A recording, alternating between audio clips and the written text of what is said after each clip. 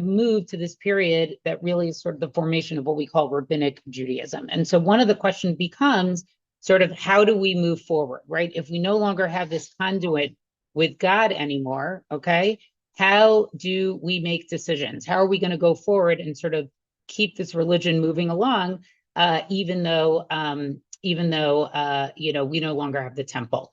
So what I would like to do today is to look sort of at the story of Rabbi Eliezer ben Hyrcanus. And we're going to, first of all, go over a very famous story, the Tanur Shel Gnai. Also, and I love this, my father, Zichrono Levarcha, always used to call this a Nes Nistar. One of the Gemaras that we're going to do today is actually on the daf today. So those of you who did the daf, you already will know the story that we're going to talk about today. And then next week, we'll sort of, the next time that we meet, we're going to sort of use that as the second story, which is going to be the story of Rabban Gamliel and Rabbi Elazar ben Azariah. And then sort of at the end conclude, or sort of compare those two stories together to see what does it teach us a little bit about the rabbis, the role of machlokas, and sort of post-temple decision-making. So just a little background about Rabbi Eliezer to sort of set our stage here tonight. And anybody can just interrupt me at any time with questions or anything. So we talked last time about Rabbi Yochanan ben Zakkai, right, who's sort of a first-generation Tana. He's the first rabbinic leader after we have like the period of what we call the five zugot, the five pairs. The most famous pair is Shammai and Hillel. They're the end. Just look at the first parak of Pirkei Avos and sort of goes through historically all these different generations. And when we talked about the story of Rabbi Yochanan ben Zakkai, right, when he faked his own death, and it said he had two students who brought him out of Yerushalayim, those two students were Rabbi Eliezer ben Hyrcanus and Rabbi Yeshua. Rabbi Eliezer ben Hyrcanus and Rabbi Yeshua sort of represented the two different rabbinic camps. Okay, Rabbi Yeshua basically is Beit Hillel, and Rabbi Eliezer ben Hyrcanus is Beit Shammai, right? And so what you guys know about Hillel and Shammai, what are sort of the, how do we characterize those two different schools of thought? What? I wouldn't necessarily say Chumrah and Mekel, but sort of like, I would say more, it's like the Beit Shammai has like a very exacting, precise personality, not necessarily more machmir, but they're very precise. They're a little tough and exacting, whereas the school of Beit Hillel is a little bit more, a little bit more kind, let's say, or a little bit more open. Okay, that's how I would say it. I don't think from a personality point of view. So Rabbi Eliezer ben Hyrcanus, he's one of so again, Rabbi Eliezer ben Hyrcanus and Rabbi Yeshua are both students of Rabbi Yeshua, Rabbi Yochanan ben Zakkai. His sister is Ima Shalom, who marries Rabban Gamliel. This will become important later. And he's a Kohen. Okay, so that's the other thing to remember, that he is a Kohen. Okay, and remember, we just talked about the things are starting to shift a little bit because we don't really have Kohanim are not sort of like filling the role that they used to fill. And even probably by the end of the temple period, Kohanim were not sort of filling their role. So the first thing I want to look at is this very interesting Mishnah in Pirkei Avot, which many of you have probably read before, but maybe we'll pay a little bit more attention to what it says. And it's, we have here, Hema Yushlasha Devarim. So this is in a context of the students of Rabbi Yochanan ben Zakkai, and they're giving over different things that the students of Rabbi Yochanan ben Zakkai said. Rabbi Eliezer Omer, so Rabbi Eliezer says, Yihi kavod chaverecha chaviv alayach keshalcha. Okay, the honor of your friend should be as dear to you as your own. Va'al tihei noach l'chos, do not be easy to anger. V'shuv yom echad lifnei mitatecha, and repent one day before your death. V'have mitchamein keneged oran shel chachamim. Okay, warm yourself by the fire of the sages. V'have zehir v'galachtan shelo tekabeh. Right, but be cautious around their coals that you should not be burned. Shenishchatan nishchat shu'al, for their bite is the bite of a fox. V'aksitan aksitsat akrav, their sting is the sting of a scorpion. Ulishchatan lishchat saraf v'chol divrem kegachlei eish. Their hith is the hith of a thereth, and their words are like burning coals. Very, very harsh statement that he makes about the Chachamim. Okay, so we're going to come back to this Mishnah at the end when we see a little bit about his life story. Right? But notice the things that he says here, right? You want to make sure that you honor your friends as much as you would honor yourself. Don't become angry quickly. Repent one day before your death. The idea being what? You don't know when you're going to die, so you should always be in a process of teshuvah. But also, it's good to be close to the Chachamim, but be very careful of the Chachamim as well. Okay? Very interesting statement that he makes here. Okay, now let's move on to a Gemara in Tanis. Okay, Ma'aseh Rabbi Eliezer, Sheyarad Lifnei HaTeva. So remember, the Gemara Tanis is always talking about these stories where we didn't have rain and we had to fast, okay? And so there's a series of stories there that talk about different rabbis who wanted to pray and were their prayers answered when we needed to have rain. So there's a story where Rabbi Eliezer goes in front of the table, right? He stands up to daven for the Amid. Va'amar esrim v'arba brachot v'lo na'ana. And he says 24 different blessings and he's not answered, meaning it doesn't rain. Yared Rabbi Akiva acharav. Rabbi Akiva comes afterwards, va'amar, and he says, Avinu malkeinu, ein lanu melech elata, right? So our Father, our God, right? We have no other king other than you. Ella ata avinu malkeinu lemancha rachem aleinu v'yardu geshamim, right? V'yardu geshamim. And so he says, what? He says, but you, our Father, our King, like for our sake, have mercy on us. And then what happens? The rain falls right away.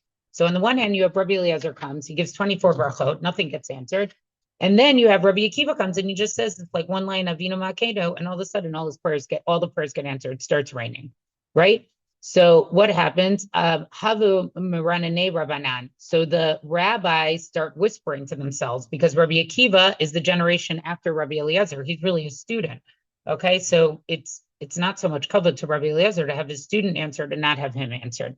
Yatzta bakhol. So bakhol comes out. Okay, so whenever we see a bakhol in a story, it's sort of like a literary device, okay? And I'm sure there are some yeshivish people would say, no, a kol actually came out. Okay, we can argue about that later. But the idea of the bakhol is that generally the bakhol comes to tell us something that people would not be able to observe, like with your regular experience of the world, okay? That in other words, there's a situation that's happening, and if the bakhol didn't come and explain to you what happened, and we're going to see a bakhol later in another story, you wouldn't be able to make this observation. And so here, the bakhol basically says, right, va'amra, lo mifnei shezeh gadol mizeh, it's not that one is greater than the other, ela shezeh ma'avir al mitotav, v'zeh eino me'avir al mitotav, right? One is forgiving and the other one is not forgiving, okay? So the first thing that we know about Rabbi Eliezer is what? Well, two things, right? He's a little bit critical of the Chachamim, and the Gemara basically tells us that he's not a particularly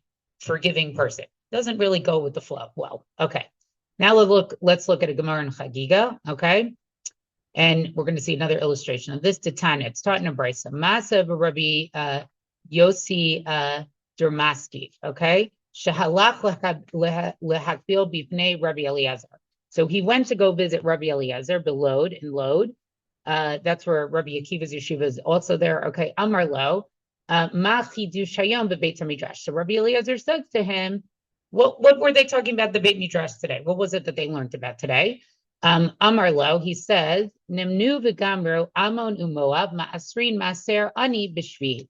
So he basically said that the lands of Amnon and Moab, which remember are in Eber HaYarden, right? They're on the other side of the Jordan River. They're not really part of Eretz Yisrael, okay? And therefore the halachot of Shemitah and and Maser and Truma don't necessarily apply to them, but they're adjacent to Eretz Yisrael, these lands. So you still should separate though Maser Ani, right? That was like the Maser that you separated to give to poor people. You should do that on the sabbatical year, on the Shvi'it year. Amar Lo Yossi, Pashud Yadecha B'Kabel Einaya. So he says to Rabbi Yossi, Rabbi Eliezer, he says, put out your hands, okay, and catch your eyes, okay?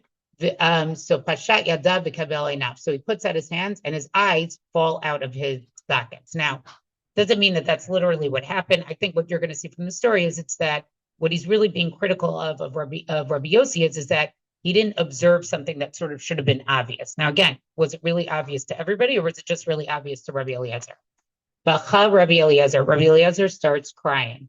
Va'amar, and he quotes this pasuk from Tehillim: Sod Hashem l'Rayav ubirato l'hodiyam. Right, the counsel of God is with them who fear Him, and His covenant to make them known.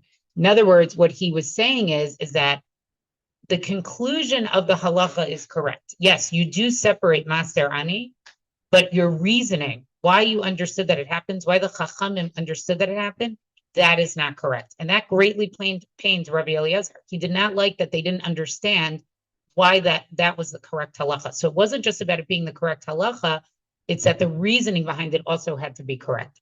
And then he says, Amar Lo, Amor lahem al tichoshu l'minechem. So he says to Rabbi Yossi, right? He says, don't be concerned with your counting. Like basically go back to the Chachamim in the Beit Midrash and say to them, don't be concerned with your counting. Meaning, even though, you may not have, you didn't actually institute anything new at all. Kach mekublani mi Rabban Yochanan ben Zakkai, sheshama me Rabbo, v'Rabbo mi Rabbo, hilchata l'Moshe mi Sinai.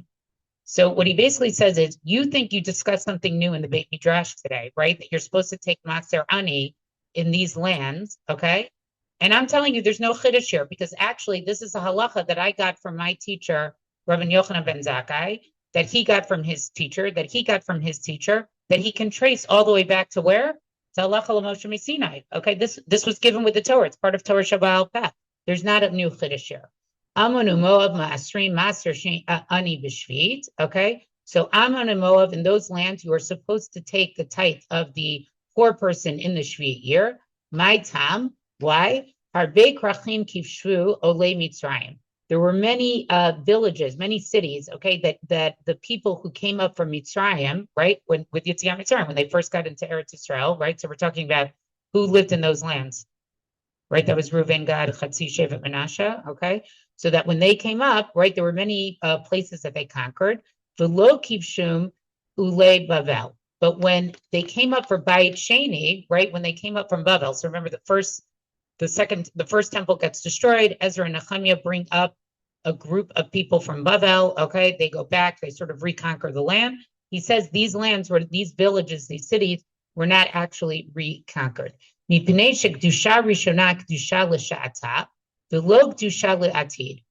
kedusha of Eretz Yisrael that those lands had in the first conquest, okay, with the Olei Mitzrayim, was just a kedusha that lasted at that time. It was not a Lo kedusha latid. It was not a kedusha in perpetuity. All right, latid lavo. Excuse me. V'hinachem kadeshi yismachu aleim aniim b'shviit.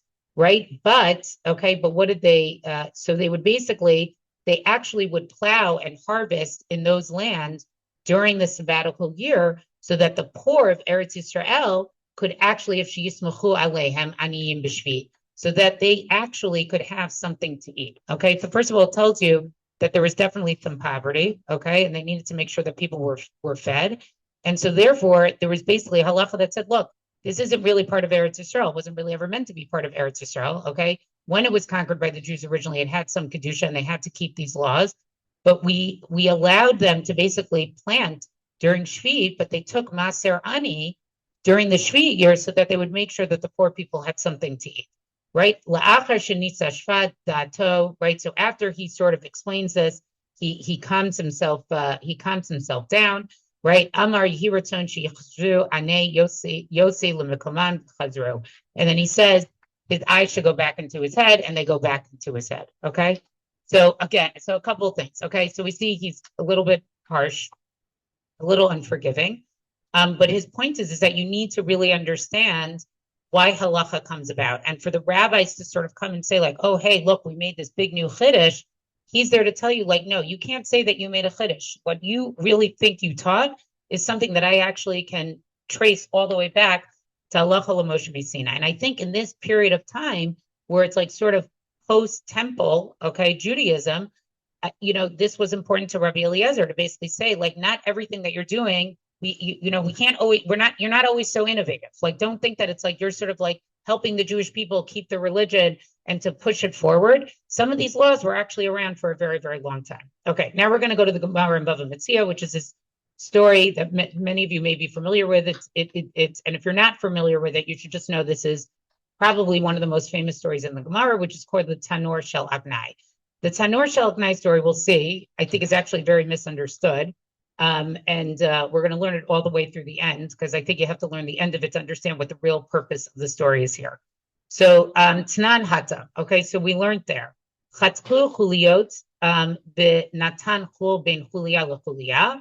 Rabbi Eliezer Metaher v'Chachamim Metamim. So there's a Mishnah in Kalim in the fifth parak, that says if you have this type of oven that gets basically like it gets shattered into pieces, and then you take sand and you sort of rebuild it. You know what I think it looks like? Like, what's that Japanese art? You know, when you take like what? No. You know what I'm talking about? Yeah, no, it's like when you take like a cracked vase and then you fill it in with the gold. Okay. So that's what they're doing here. I don't know what it's called. I never remember what it's called. Okay. So the question is, can you consider that like an actual kli? And is it susceptible? Because sand can actually be makabel tuma.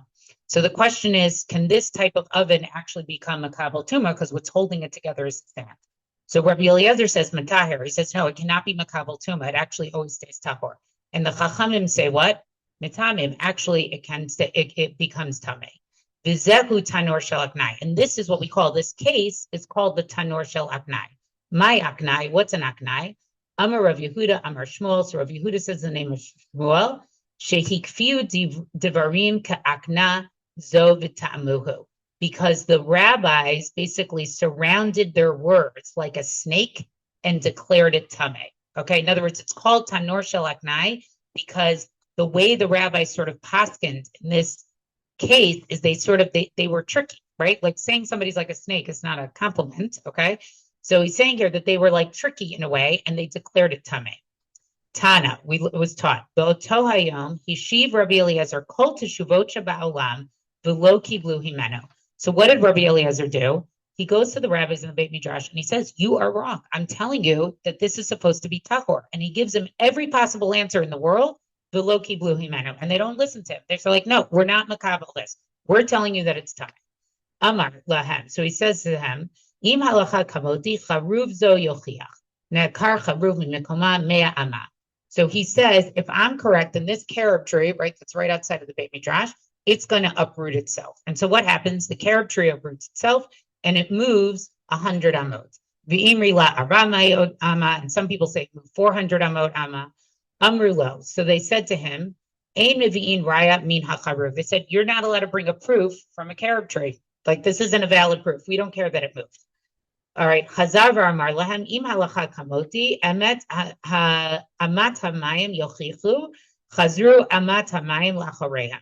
So then he says to them, okay, he said, if I'm correct, then this river, this stream or something that was right outside the Beit Midrash, it's going to reverse its direction. And sure enough, it reverses its direction, right? And so he says, Amrulo, Aymaviyin Raya me Amad Hamayim. And the Chachamim go back to him and they say, what? Nope, you can't bring a proof from this. This is no Raya. Chazavar Amalahem, Im Halacha Kamoti, Kotlei Beit Midrash Yochichu, Hatu Kotlei Beit Midrash Lipol. So he says, okay, if I'm right, the walls of the Beit Midrash are going to prove to me that I'm right. And what starts to happen? The walls of the Beit Midrash start to collapse inwards, okay? Ga'ar bahem Rabbi Yeshua. So Rabbi Yeshua scolds the walls, okay? Now remember, Rabbi Yeshua is like his foil. Amar lahem, im talmidei chachamim minatzchim zo et zo b'halacha atem mat tivachem. So he says basically, why are you, meaning the walls of the Beit Midrash, why are you getting involved with the arguing of the chachamim? In other words, what is he basically saying? You keep out of it. Rabbis, this is something for the Talmidim to discuss. We get to make the decision. And we don't want any of these supernatural proofs, or we don't want the Beit Midrash even telling us who's right or who's wrong. We get to decide, right? Rabbi Yeshua is basically saying the majority gets to decide. Lo naflu minei kavod shel Rabbi Yeshua, v'lo zakfu mipnei kavodo shel Rabbi Eliezer. So what happened? The walls don't fall because of the kavod to Rabbi Yeshua, and they don't straighten because of the kavod of Rabbi Eliezer. V'adayin matin b'umdim. So they sort of like we're leaning in. Okay. Chazar v'yamar lahem. Im halacha kamoti mina shamayim yochichu. So then Rabbi Eliezer says, if I am correct, a sign will come from heaven. Now we have our bat hole again. Yatzta bat hole b'amra ma lachem etzel Rabbi Eliezer shehalacha kamuto b'chol makon. And so the bat hole comes out and says, what? What's with you guys, right? The halacha is like Rabbi Eliezer. And why do you not believe him that the halacha is like him?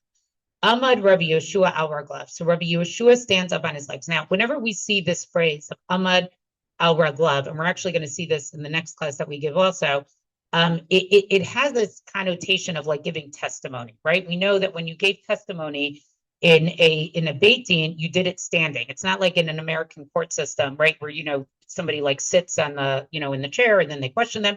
You actually have to give testimony standing. So this idea of like Amad al Raglav is like Rabbi Yeshua is giving testimony. And what does he say? He quotes this pasuk here from Devarim, right? That says, Lo bashamayim hi, okay? that says basically that what? It's not in heaven. Now, this is sort of where most people stop learning this Gemara, okay? And most people take this Gemara to basically mean, what do we learn from this Gemara? What we learn from this Gemara is the rabbis get to decide, Shamayim doesn't get to decide. Now, we're going to see the rest of the Gemara in a minute, okay? But I want you just to look at the next source here, just to look at the full pasuk. Whenever we have a pasuk quoted in the Gemara, we should always look at the full pasuk itself. And the pasuk that says is from Devar and Lamed, pasuk Yudbet, Lo b'shamayim him lemor, mi ya'aleh lanu hashamayma v'yikhenu lanu v'yishmeu oto b'nasena. Right? So this is Moshe, remember, this is at the end of Devarim. He's talking to Bnei Israel right before he's going to die. He's like the prophet to them. And so he says, it's not in the heavens that you should say, who among us can go up to heavens and get it for us and impart it to us that we should observe it, right? In other words, the point of that pasuk is to basically say, Lo b'shamayim hi, is that there's going to come a time where what? You are not going to have a direct conduit to God, okay? You may not have a Navi. You're not going to have, you may not even have like how we're often halachic shilas answered in the temple. Wasn't even done already about the second temple, but in the first temple, right? You went to the Urim Bitumim, you went to the breastplate and they would ask a question and then it would light up, the different stones would light up and that's how you would get the answer. But the point of this pasuk is to basically say, eventually, you're going to have to decide for yourselves. You're not actually going to be able, you don't need to worry about having a direct line to God. You are capable of making these decisions yourself. And that's basically what Rabbi Yeshua is saying. What Rabbi Yeshua is basically saying in terms of rabbinic decision-making is, look, we're in a new world now, right? There's no temple anymore, okay? And we get to decide, right? We don't actually, so Rabbi Eliezer, you can bring as many supernatural proofs that you want to bring. They don't count anymore in the world that we live in now. Okay, so what happens? Okay, Rabim lahatot. Okay, ashkicha Rabbi Natan Eliyahu. So okay, so after this, okay, so Rabbi Natan basically, after Acharei Rabim lahatot. Right, and so basically what he says here, sorry, I skipped the line. Lo b'shamayim hi, my lo b'shamayim. What does it mean, lo b'shamayim hi? Amar Rabbi Yirmiyah. Rabbi Yirmiyah explained, shekavar not Torah mehar Sinai, ein anu mashkichin bevat kol, shekavar katva har Sinai b'Torah, acharei Rabim latot. Right, so Rabbi Yirmiyah basically explains that what this pasuk is teaching us, yes, the Torah was given at Har Sinai, meaning yes, the giving of the Torah is divine, okay, but we don't make decisions based on a bat kol. Right? And that basically, Acharim Rabim Lahatot. The Torah tells us in Shemot that what? We follow the majority. And so what we see here is this is really what some of the tension is between the rabbis in this generation. On the one hand, you have Rabbi Eliezer, who's a Kohen, okay, who sort of is, let's say, in tune to sort of that divine conduit with God. And then you have Rabbi Yeshua who comes, and Rabbi Yeshua basically says, what? It's not how it's going to work anymore, okay? We're in a very different generation. We don't have the direct line to God anymore. And now what does it need to be? It needs to be Acharei Rabim Lahatot. Okay? So much so that let's look what happens to Rabbi Eliezer. Ashkechei Rabbi Natan le Eliyahu. So Rabbi Natan is walking along and he finds and who does he find? He finds Eliyahu Navi, okay? And sorry, 1 second here. I just lost my place. Amar le, my avi kadosh baruch hu b'hahi sha'ata. And so he says to Eliyahu, what was Hashem doing when this fight was taking place? Okay, like what was Hashem's reaction to this? Amar lo kachayich ba'amar nichatsuni b'ni nichatsuni b'ni. So what did he do? What did God do when this happened? Right? What did he do? He basically, God smiles and he says, my children triumphed over me. My children triumphed over me. Okay. So basically, Eliyahu comes and he basically says that, he basically says, no, God's happy that this happened. This is exactly what God wanted to happen. He wanted that you would take it into your own hands. Now, again, this is a very pro-rabbinic, pro-rabbi sort of encounter with Eliyahu that's basically saying like, no, the rabbis are right. The rabbis are supposed to be taking this into their own hands. Okay, so what happens here? So Amru, Oto Hayom, Heviu Kol Tarot Shetzihir Rabbi Eliezer, the Safram Ba'esh B'ninu Alav Uvarchuhu. Okay, so, we maybe have established that the rabbis were correct in saying that we go after the majority, but now the rabbis go a little bit too far. Okay, and what do the rabbis do? They take everything that Rabbi Eliezer said was tahor, they burn it in a fire, and then uvarchuhu is actually euphemistic language. It's not that they blessed him. they curse him, and they basically ostracize him, and they put him in official chayrim. So now I think we can understand Rabbi Eliezer's statement that he makes in Perkei Avos, right, where he says, be warmed by the fire of the Chachamim, but when they sting, they sting. Okay? So they basically put him in chayrim. And then they say, who's going to go and tell Rabbi Eliezer he's no longer welcome in the Beit Midrash anymore? He's going to be in chayrim.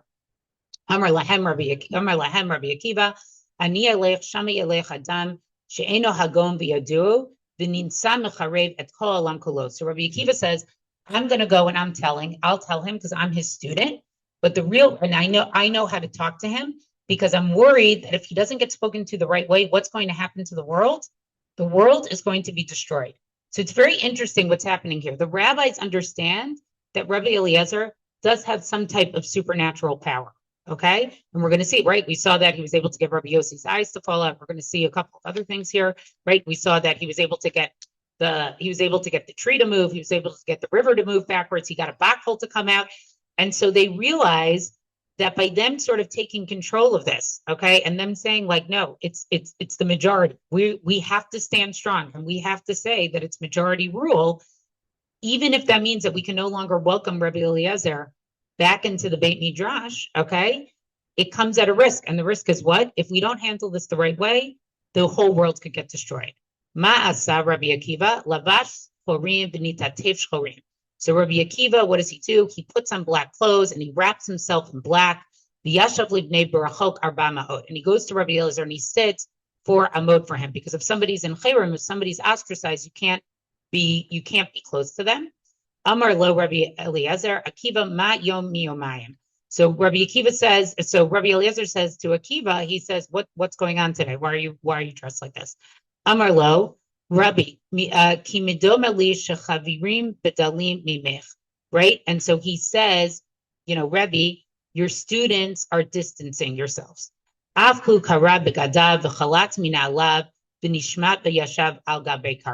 Eliezer realized what's happening. And so what does he do? He tears his clothes, removes his shoes, drops, and he sits on the ground itself. And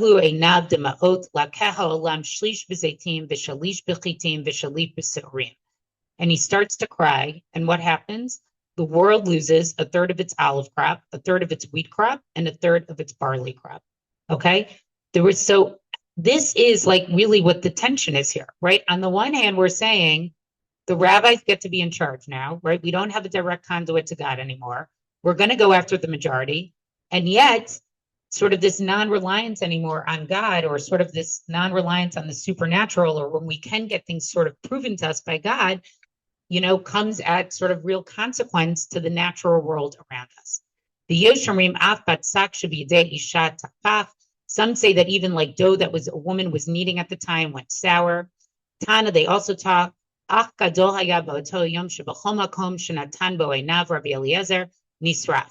They also say that anywhere that Rabbi Eliezer looked, it burned up in flames. Who should that remind you of also? Another Rabbi Eliezer. Who? The son of Rabbi Shimon Bar Yochai, right? When they leave the cave, okay? He has the same name. Okay. Right after they learn for 12 years and he leaves and they see people sort of like just being busy with the busy work of life, anything he looks at burns, okay? Va'af Rabban Gamliel haya ba b'sfina, amar ala nichshol l'tavo, Amar kidomeli she'enza ella bishvil Rabbi Eliezer ben Hyrcanus. And they also say that Rabban Gamliel, right? This is Rabban Gamliel II. We'll learn more about him in our next year. He was on a boat and a wave came that was going to drown him. And he said, this has to be because of Rabbi Eliezer ben Hyrcanus. Like he understood something very bad was happening in the world. Amad Araglav, right? So he stands up again, that same language that we saw with Rabbi Yehoshua, okay? Like this idea of testimony. The Amar, and he declares that to God and he says the following. Rabbono Shalom, Galu v'yadua lefanecha, shelo lichvodi asiti. So he says, it is revealed and known before you. I didn't do this because of my kavod. I didn't say that Rabbi Eliezer needed to be ostracized and put into chayrim because I was being makbid on my kavod. Remember, Rabban Gamliel's the nasi. I didn't say that before, sorry. He's the nasi, okay? He's like, fully in charge here, right? Below lichvod beit abba shasiti, right? And I didn't do it for my father's name. Rabban Gamliel could trace himself straight back to David HaMelech, okay? He came from the lineage of the kings, all right? Ella lichvodcha. I did it for your honor. God, I did this for you. Shelo yirbu machlokot b'Yisrael. I did it because we cannot have machlokas in Israel. Okay. And I think that's part of the key here. And again, that's part of the tension that we see here, right? On the one hand, Rabbi Eliezer is able to prove his point with reasoning. He's able to prove his point with a black hole coming out. But the point of the rabbis is Rabbi Yeshua comes and he says, no, it's lo b'shamayim we have to do majority rules. And then Rabbi Gamliel comes, who's the Nesti. And remember, he's also overseeing, where's the Sanhedrin at this point? It's no longer in Yerushalayim, okay? It's in Yavna. So this is the first time that it's outside of Yerushalayim. And he's basically saying, God, we can't have machlokas like this. This kind of thing can't be tolerated. If the majority says it's something, Ribbono Shel Olam, that's what has to be. And that's why we had to kick him out. He was trying to undermine that. That's what we need to have happen now. This is what our generation needs. Nachayam mizafo, so the water, the sea sort of calms itself down. And then finally it says Ima Shalom. So this is one of the few women that's mentioned in the Talmud. He's Rabbi Eliezer's wife, Rabbi Gamliel's sister. Devateo de Rabbi Eliezer, right? Achate de Rabbi Gamliel. So it's Rabbi Eliezer's wife, Rabbi Gamliel's sister. Have mimahu masa ve'elach lo haya shavka la Rabbi Eliezer lemipol ad ape. So once this happened, she would make sure that Rabbi Eliezer would never say tachanun, okay? Because she was worried that if he was able to say tachanun, when you start to think about, really read the words of tachanun. I'm going to admit, I don't say tachanun so often. Okay? But if you look at the words, okay, I feel bad. Now I feel like I need to start saying that. Okay. If you look at the words of tachanun, okay, what's like the theme of Jay? What's the theme of tachanun? Right. It's like a lot of remorse. So her concern was that if he were to say that, something would happen to Rabbi Gamliel, because he knows that Rabbi Gamliel is the one who's, and something's going to happen to her brother. Think about how bad this was for like Ima Shamal. So now everyone should sit back and be like, wow, my family feels very, very normal right now. Okay. All right. So there was a Rosh Chodesh, and she got confused if it was like a malay or a chaser. She miscalculated. And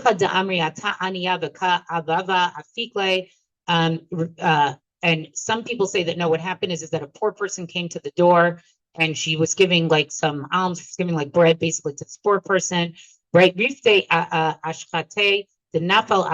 And she basically wasn't paying attention. And what happens? He says tachem, okay? And so she basically says, get up, you killed my brother. Right? And so what happens? At that moment, they hear the shofar basically coming out of the of the house of Rabbi Gamliel, basically announcing that what? Right, to Shavri, right, basically saying that the Nasi had died. Amar la mana yadat. So he said, how did you know? Amar le kach mekublani mi beit avish. So she said, this is what I learned from my father's house. Like Rabbi Eliezer basically says to her, how did I know that how did you know that I was gonna your brother was gonna die? And she says, because this is what I learned from my father's house, right? Now remember, she's from Rabbi Gamliel's house, right? So okay. Avami kol hasharim nina'alim chutz misha'arei ona. Right. So this is why I think the story is very misunderstood. Okay. She says all the gates are locked except the gates of what? Somebody who is basically verbally abused. Okay. Now, this is a very interesting Gemara, because often you're going to see this Gemara basically quoted as basically saying, okay, it's always lo b'shamayim. But if you read the end of the Gemara in a way comes out a little bit in defense of Rabbi Eliezer, because what it says is, okay, maybe the Chachamim were correct, right? They were correct to defend this. But at the end of the day, what did they do to Rabbi Eliezer? They abused him. They mistreated him. They verbally mistreated him by putting him into Cherrick and not figuring out another way to sort of include him and keep him in the conversation and keep him in the Beit Midrash. This was a tremendous mistreatment of him. And so what she basically says at the end is that what she learned is that the tefillot of those who are victims of verbal mistreatment, those are the tefillot that gets answered. And I think that's a very, very important point of this Gemara. So to me, this Gemara has a lot of this tension about who gets to decide. On the one hand, the Gemara very, very much comes out in favor and says, no, the rabbis get to decide, right? It's majority rule. We're doing this so there isn't a lot of machlokas. On the other hand, the Gemara is saying, okay, we're going to allow that system to happen, but how we implement it, okay, is going to be very, very important. And keep this in mind also for when we discuss, when we have our next year. Okay, so how does the end of the story of Rabbi Eliezer actually end? So this is actually from today's staff. We did today's staff. I know Deborah did. Okay, a bunch of people did. Okay. So we have, but now you can't read this, you can't read this in Sanhedrin today if you didn't remember this Gemara Bava Metzia. Okay? V'hatanya. Okay, so we learned in a brisa. K'shechala Rabbi Eliezer nichnesu Rabbi Akiva v'chaverav levavro. So remember, Rabbi Eliezer is in Cherrick for many years, okay? He finally falls ill. He's on his deathbed. And, the rabbis hear that he's about to die. And so what happens? Rabbi Akiva, his prize student, and his friends, the rabbis come, and I think everybody realizes this is not a good way for him to go. We need to make amends. And they come to his deathbed. All right. Hu yoshev b'kinuf. He's like in his bed canopy. Shalo v'heinu shvim b'targalin. Shalo. And they're like outside on the porch. Now, again, it might be that they're not next to each other because, he's in Cherrick, so they have to be separated from him. V'oto hayom erev Shabbat. That day that they came to visit him was erev Shabbat. It was a Friday. Hayav v'nichnas Hyrcanus beno. Hyrcanus, his son, came in lechalutz tefilo to take his tefillin off, to take off Rabbi Eliezer's tefillin. Ga'arbo v'yatzav b'niziva, and he gets very, very angry with him. Okay, he gets very upset with his son and starts berating him. Amar lahen l'chavero kid midumeh anisha datol she'abad nitrafa, and he said, I hate to say it, right? I think my father is starting to lose his mind a little bit, right? So it makes sense. It's like a deathbed scene. He's dying. They come to visit, and he basically goes and says, I'm not sure that you can even visit him or even engage him in a conversation because it looks like he's losing his mind because he's getting very upset with me that I'm trying to take his tefillin off. And of course, he has to take his tefillin off because why? It's Erev Shabbos, and we don't wear tefillin on Shabbos. Okay. Amar lahen, so Rabbi Eliezer hears this, right? And he says, yells out, Da'ato b'dat imo nitrafa. You and your mother, you are losing it, right? Heich manichim isur skila v'oskim b'isur Shabbat, right? You're not worried about an Easter skila, okay? And instead, you're worried about an Easter shvut, okay? So what does he mean by this? Is that we know that what he's saying is you should have been busy getting ready for Shabbat, meaning getting the food ready, making sure you're not going to be cooking on Shabbat, things like that. Because if you do any of those things on Shabbat, what happens to you? That's an Isser Skila, right? You would get stoned. And instead, you're more worried about my wearing tefillin, which is just a rabbinic prohibition. So what he's saying is you're so worried about the biblical prohibition, but you're not worried about the rabbinic prohibition. So again, it's sort of this exacting personality. So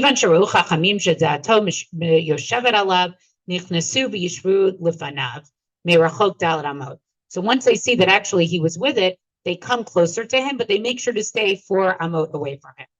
Amar le, they say to him, Lama bata, and he says to them, why did you come? Amar lo, lilmo Torah banu, and they say, we actually came to learn Torah from you.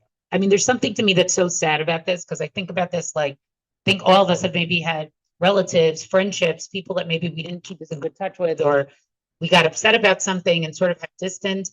And basically, at this point, the rabbis realized we spent a lot of time not learning from him when we actually should have been learning to him. And can we try to make this up in sort of these last minutes? I find this scene to be very, very sad. And so they said, we came to learn Torah. Amar lo, ba'ad achshav lama lo bata. And he basically says to them, why did you not come until now? Amar le, lo haya lanu panai. And they say, we didn't have spare time. Okay? Amar lehen, tamei ani im yomotu mita atzman. And so he says to them, right? And this is very, very sad. Remember, because Rabbi Eliezer sort of has some type of supernatural inkling or power. He says they will basically be tortured. He basically says the rabbis are going to die very bad deaths. Now remember, who's his prize student here? Rabbi Akiva, who we know eventually does die a very, very terrible death. Amar lo Rabbi Akiva. So Rabbi Akiva says to him, Shalima. He says, what's my death going to be? Amar lo shalcha kashem mishalahem. Your death is going to be the worst of all of them. Okay? Now tal shtei zerotav v'hinichan alibo. So he outstretches his 2 arms, Rabbi Eliezer, and he puts them on his heart.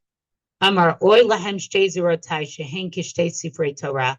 He says, woe is to my 2 arms that they are like 2 sifrei Torah.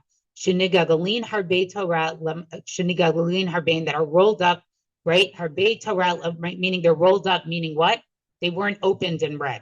Okay, like that's what he's saying. He's saying he has all this Torah in him, and nobody ever came to learn it from him.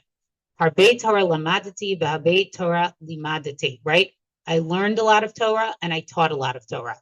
Harbe Torah lamadati v'lo chasarti mi rabotai afilu kikelef v'mikakel min hayam. I learned a lot of Torah from my teachers, okay? And I didn't diminish from my teacher's knowledge the same way that if a dog is like drinking from the ocean, like does it make a dent in the ocean? No, it doesn't make a dent in the ocean, okay? But then he says, Harbe Torah limadati, right? A lot of Torah I taught, v'lo chasruni talmidei ela kimchol b'shoforet. And my students did not take from me even the amount of like paint on a paintbrush. In other words, what's he basically saying? They took like nothing, like they took nothing from me. V'lo od ela shani shonesh shlosh meot halachot b'vaheret aza. He said, I know 300 halachot about the white leprous spot. Below haya adam shesho'eni bahem davar me'olam, and not one person ever asked me anything about it. Below od, and furthermore, ela shani shonesh shlosh me'ot halachot, said I have 3 other halachot. Be'imri la shalosh alpine. Some people say he actually said it was 3,000 halachot. Halachot b'nitiut kishuin, right? I have halachot about the planting of cucumbers. Okay, now this is actually the why this appears in this Gemara. There's a whole thing about sorcery. And one of the things that they talk about with sorcery is there is some type of sorcery done around planting cucumbers. And he knew this type of sorcery, okay? And it's a whole discussion, how was he allowed to know the sorcery? Because we're not allowed to do sorcery. But it's the idea that the Gemara comes to the conclusion at the end, it actually ends this, the 7th parak of Sanhedrin, is that you're allowed to know it, you're just not allowed to do it. So that's his point, is that he knows it, okay? Below hayam adam sho'olin bahem davar me'olam chutz me'Akiva ben Yosef. And nobody ever asked me anything about it except for Akiva. Okay, and then he tells the story. One time we were walking together. Amar li Rabbi Lamdeni b'nitiyat kishuim. Teach me about this planting of the kishuim. Amarti davar achad malei kol sadeh. I told him one thing, and the whole field was filled up with kishuim hasadeh kishuim. Amar li Rabbi Lamdeni nitiyatan. Teach me how to gather them. Amar li Rabbi Lamdeni nitiyatan. Lamadati akiratan. Amarti davar achad nikfetzu kulan l'makom achad. Right. So he says, okay, you taught me how to plant them. Now teach me how to gather them. And I said one thing, and they were all gathered in one place. Okay. Obviously, this is like a very mystical Gemara. What exactly does this mean with the cucumbers? But he basically, the idea is he imparted some type of mystical knowledge to Rabbi Akiva. But the only student who asked him about it was Rabbi Akiva, and he was so powerful that he just had to say one thing, and it actually happened. Okay. Okay. And then it goes on, and then it concludes by telling us, okay, Amrlo. So then what do? When they see that basically he's about to die and he had all of this knowledge that they didn't do, they basically start to ask him a whole bunch of shilas. And so they list a whole bunch of things, sort of items, and they basically want to know, are these things that that can be makabel tuma? And I think there's something also so significant to this, that we end up sort of where they started off, right? What was the machlokas over? The machlokas was over, is the tanor shalaknai tameh or tahor? And he said it's tahor, and they say it's tameh. And so they end, the last teaching that he's going to give to them is that they're going to ask him about a whole bunch of these things. And basically they're going to want to know, are these things that are actually tameh or tahor? So they list hakador, v'almas, v'hagamia, v'tzawir, hamargalit, v'hamishkola, ketana, mahu. Okay, so these are things, it's like an amulet, a small weight, a whole bunch of different things. I'm not going to translate all of them. Mahu amar lahem mitamim, and he said tmein. He says they're all things that are makabel tuma. They all can become tameh. V'tahartem b'ma shehen, right? And you can make them tahor basically by taking them to the mikvah. Mina al sha'al gabe ha'umas mahu. Then they ask about, what about a shoe that's on like the thing that you make the shoe on, like the shoe holder, okay? And so with that, he says, right, amar lahen tahor. He says the word tahor, it's pure. The yatsa nishmato b'tahara. And at that moment that he says the word tahor, what happens? His soul departs, right? So there's something so beautiful here that he, in a way, they ask him a shaila that allows his soul to depart in total purity. Amar Rabbi Yoshua our glove. So again, we see the same thing. Rabbi Yoshua gets up, he testifies, right? This is the testimony he's going to give. The Amar, Hutar haneder, right? The neder that we made is annulled. The neder that we made is annulled, meaning what? He's no longer in chayrim. He can have a proper burial. He's no longer in chayrim anymore. L'motzei Shabbat pagabo Rabbi Akiva min kisari lelo. So in Motzei Shabbat, Rabbi Akiva saw the funeral procession that was going from Caesarea to Lod. And he hit his flesh. There's something about this that also I feel like invokes a little bit like his death, right? That he hits his flesh until blood goes to the ground, right? Patach alav b'shura, right? And then they stood in the line, v'amar, and he said, like, the mourner's line. And he says, he quotes his pasuk from Malachim, Avi, Avi, Rachav Yisrael, Uperashav, Harbei Ma'ot, right? So he basically says, my father, the chariot of Israel and its horsemen. And then he says, Harbei Ma'ot Yeshli, Ve'en li shulchani lahartzotan. He says, I have many coins, but I do not have a money changer to give them to. Meaning, I have many, many questions, but what? I don't have anybody to ask them to. And so I think at the end, the rabbis basically realized, okay, we ostracized them because we were so worried that the rabbis had to be in charge and we had to go after the majority. But it came at a great cost, which is what? We weren't able to hear a dissenting opinion, and therefore we lost out on learning all of this other Torah. And so finally, I want to conclude with this Gemara in Masachet Nida that says, Kol yamav shel Rabbi Eliezer hayu osin k'Rabbi Yehoshua. All the days of Rabbi Eliezer, they paskined like who? They paskined like Rabbi Yehoshua. La'achar p'tirato shel Rabbi Eliezer, but after he died, hichzir Rabbi Yehoshua et davar lishno k'Rabbi Eliezer. What did Rabbi Yehoshua do? He reversed all of his teachings, and he what? He taught them exactly. He changed how he understood the halacha, and he taught it like Rabbi Eliezer. And then it goes on to basically say that that they basically gave him this type of kavod, and he basically went back on everything that he taught. Okay, so I just want to conclude here. Okay, so I think first of all, let's go back to that first Mishnah. Okay, that we saw in Pirkei Avos, and I think if we read it again now, it has a totally different understanding about why this is recorded as sort of like Rabbi Eliezer's ethos in life, right?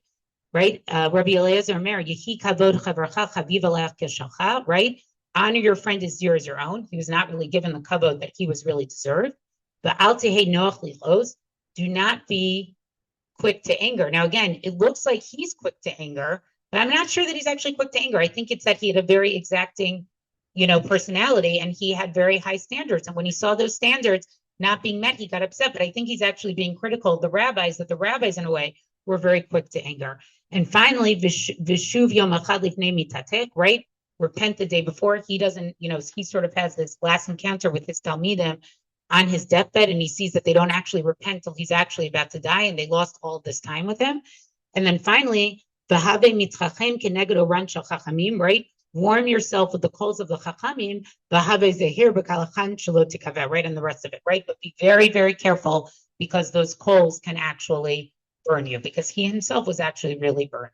So I think when we get to this question of who decides, we see that this is really the tension in post-rabbinic Judaism, okay? Post-temple Judaism. That in post-temple Judaism, the rabbis realize, look, we're not in Yerushalayim, we're in Yavna, okay? And Rabbi Gamliel and Rabbi Yehoshua basically say, we have to give it up to the it needs to be with the rabbis now, okay? It's lo b'shamayim he, right? There was going to come a time where we weren't going to have a Navi, we weren't going to have a leader, we weren't going to have a king. The rabbis themselves are going to have to decide. And even Rabbi Gamliel davens to Hashem, and he says, look, I'm not doing this because I'm being makbid on my kavod. I'm doing this for your kavod, because we can't have that we're a nation that is always in machlokas. On the other hand, I think the Gemara is also teaching us that the treatment of Rabbi Eliezer was very, very harsh. And could the rabbis have come up with some other alternative that they still could have kept Rabbi Eliezer back into the fold, right? And could have learned from him. And that there was, in the end, all of this Torah that was essentially lost because we could not sort of hold that type of tension. We couldn't hold that tension that even if we were going to follow the majority, there still was a place to listen to Rabbi Eliezer. And I think that's why Rabbi Yehoshua, he waits till Rabbi Eliezer passes away to basically say, you know what, Rabbi Eliezer actually was right. And maybe we weren't willing to hear all the things that he wanted to teach us. And therefore, I'm going to reverse my halacha, and I'm actually going to teach like him. Okay. So next time that we get together, we'll talk a little bit more about this idea of deciding And can we get to a place, because the rabbis do get to a place eventually where they can hold machlokas and they can hold discussion. It's a very, very beautiful story. And I think an important story about how we decide halakha. And thank you so much. I'll take any questions or comments that anybody has. Yeah. Okay. Yes. Just an insight, it could be a reach, but the story of the cucumbers kishuim. Yes. And a similarity to Yehoshua. Yehoshua was his opponent in many areas of Yehoshua. And so the idea of the story might be that just at the end in the Gemara Nida saying that Rabbi Yehoshua gathered in what Rabbi Absolutely, yes. You could have right. There's like similar language there. He finally gathers in what Rabbi Eliezer had actually taught. Yeah. Just wondering if any of this inspires you to think about, is there a legacy to this limud that speaks to our generation, and then we sort of, especially for in the centrist movement or the modern Orthodox movement, how we're sort of struggling with innovation on the one hand, but preserving tradition on the other, and I think the centrist movement is, now you asked me for my soapbox, so I'm allowed to get it. Okay. I think the centrist movement is struggling on two ends. I think from a halachic perspective, we struggle on the issue of innovation, right? That we, and I guess I'll say this as a good Boston girl, right? Like I grew up in a place where everything was about the Rav. Fortunately, he's actually passed away 30 years ago, right? So at some point, where do we keep saying like we have to sort of like reinvigorate our Torah in a different way for the challenges that we see today that the Rav didn't, see challenges of? And I think we know in today's generation, there are many, many challenges that we see that just didn't exist, and we could list a few. The role of women or the increasing one. I think some of that had started with the Rav, but it's become much more LGBTQ in our communities. There are many, many things. What do we do about our relationship with Haredim? I think even that changed. I think the Rav had one particular mahalach by not joining the Aguda, but I think today that's become like a much, much more complicated discussion for the Tati Lomi community. So I think that's one. I know you just spoke about that. Okay. I actually have something I want to tell you afterwards that Rav Maidan said when I was at Coach Parent night the other week. So that I was going to tell you afterwards. What? Yeah. Okay. So I think that's one thing. So I think we do have that challenge today that I think today, in a way, we are not willing to be as innovative as this generation of rabbis were. If you actually look at Rabbi Yochanan ben Zakkai, for example, he made, and I'm happy to come back and teach this another time with you all and learn this together, is he made a whole series of like 9 takanot that totally changed how Judaism was done. Like that you did lulav outside of the temple, basically all over Sukkot. I mean, that was never done before. So I think we do suffer a little bit from that today. I think the political piece that's very difficult for us today is I think we see a language of extremism on both sides. And what do we do with that? Like, do we say that we're tolerant? Everybody can say whatever they want. Do we say that there are some things that are like beyond the pale that you can't say, that isn't a Torah perspective? I don't know that. I don't know the answers to those things. It's above my pay grade. So as they say. Okay. Anybody else? Okay. Thank you so much. Okay. Thank you. First of all, I just wanted to thank Yardaena, who never fails to inspire and uplift and enlighten. So we're very grateful. And I just wanted a chance at one more note of Hakarat HaTov. Barry mentioned it, but I want to emphasize our thanks to Karen Andrews in absentia and to Miriam Dvora Kurtzer, who has carried the responsibility of the second in the series of community education. And last but not least, I especially want to thank Ellen Cherrick, who generously is the sponsor of tonight's evening in memory of our dear friend Arnold Epstein. And I know that he would have been very pleased to be here. Oh, yes. And Barbara, yes, thank you. I want to thank Barbara, who was actually sponsor of the entire series. So we're very grateful for that. And hope to see you once again. So thank you. Okay. There's some water and brugalach outside. So thank you, everybody, for coming. Very, very nice.